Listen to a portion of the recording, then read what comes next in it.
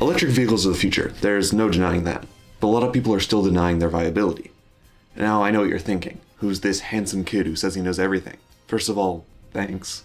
And second, I personally have driven an electric vehicle and I can tell you, they're not just expensive cars. Let's start out this video with the good. The main draw for most people is the environmental saving you'll do.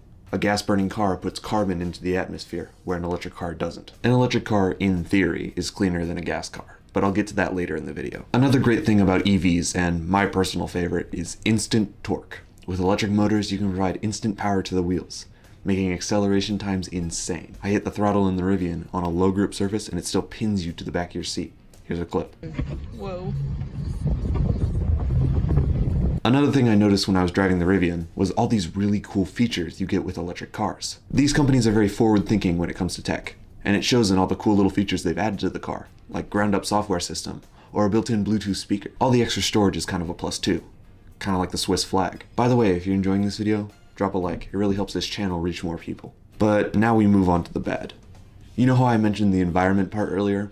Well, that's not totally true. The initial carbon footprint of an electric car is higher because of the lithium mining for the battery. Thankfully, depending on where you live, charging an electric car is mostly carbon neutral, meaning the longer you own an electric car, the better it is for the environment. And at some point, roughly 2 years after buying it, it becomes more green than a gas car. Another problem with electric cars is quality control. These car companies are all pretty young and haven't quite figured out the whole manufacturing part yet. So the cars are more expensive and not quite as shiny as a Chevy. But this happens with all new technologies. Remember the Model T, the first mass-produced and viable car? It shipped with spiders in the seats. Yeah.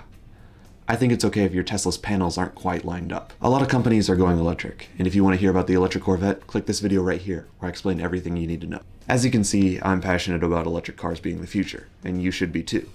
I'm not leaving till you come with me. Party on, dudes.